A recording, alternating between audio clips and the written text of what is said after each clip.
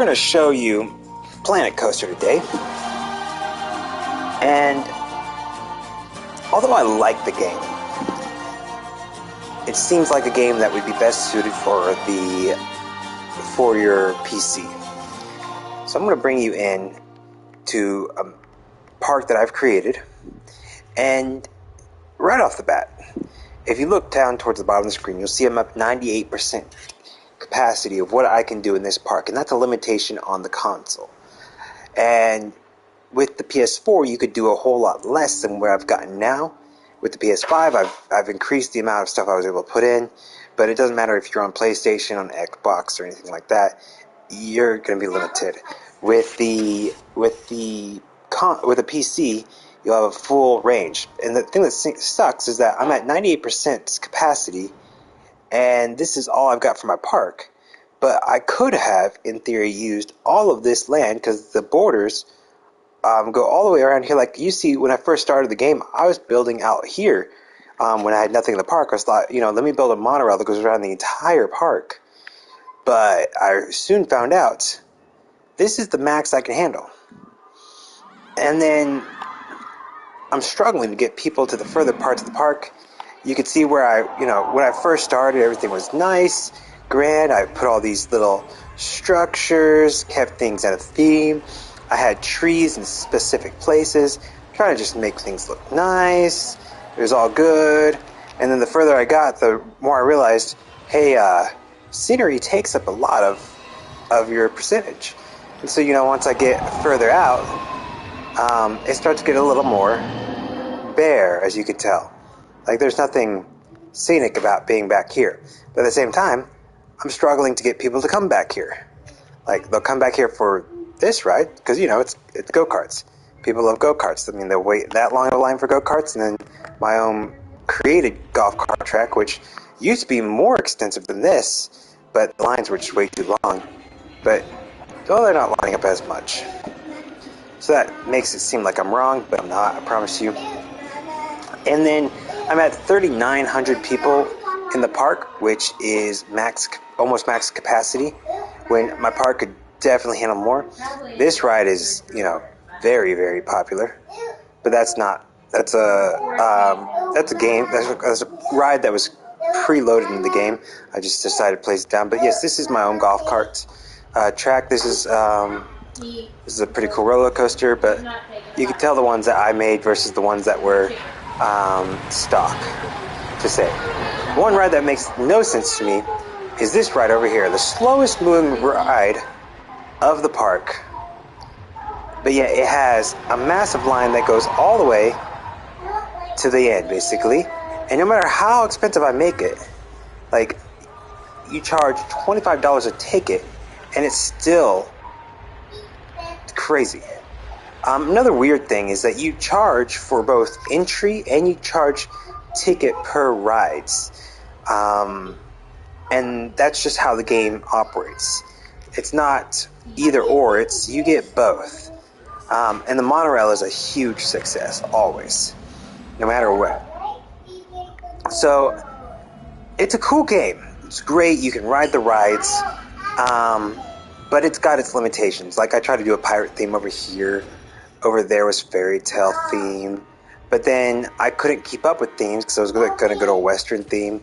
But I couldn't keep up with themes because, like I said, I got to 98%. I wanted to do a whole lot more, go a whole lot further out.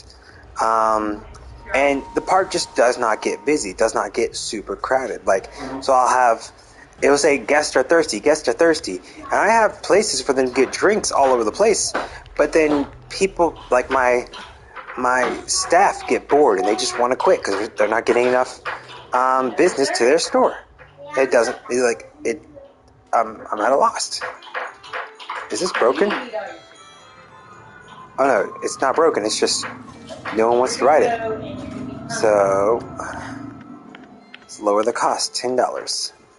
So maybe more people will want to ride it. So it has its ups. It's a really neat game, but at the same time, it's got too many limitations. So once you get to a park of a certain size and certain number of things going on, you can't do much more with it. But for what it's worth, let's go and let's do a let's jump on here. Click on the actual coaster, and I'll show you. One of the coolest parts of it is that you can watch the ride as it's happening. You also hide those panels, so we'll go do this ride in a second. I could show you the other train that's in action, but I'll show you the full ride so you can get a good feel for it. But yeah, here we go. Go ahead and get started. And oh, just what you love. A very slow upside down, so all your pocket change falls out. A wonderful thing to start. Nice, cool little bits of scenery in here right before it goes to launch you. Here we go.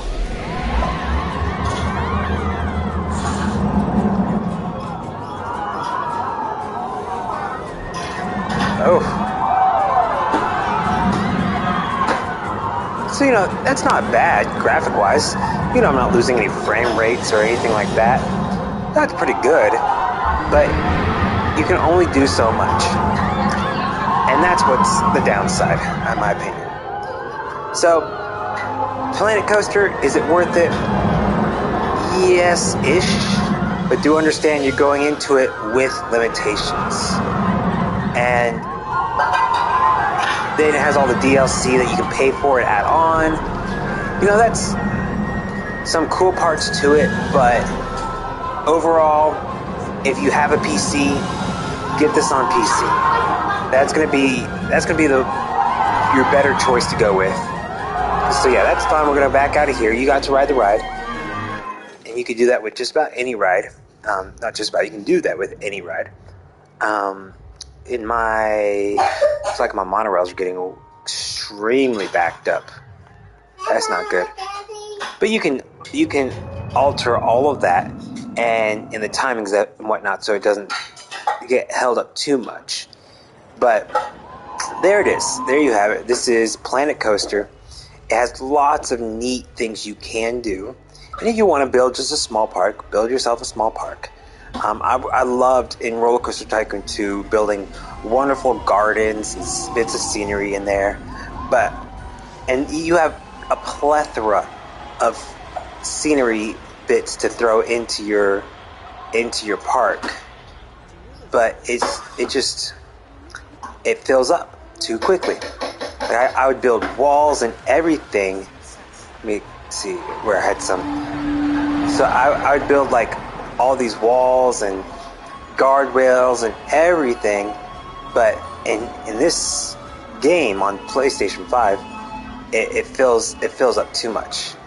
So take it for what it's worth. Fun game, cool game, but that's it. That is Planet Coaster. So.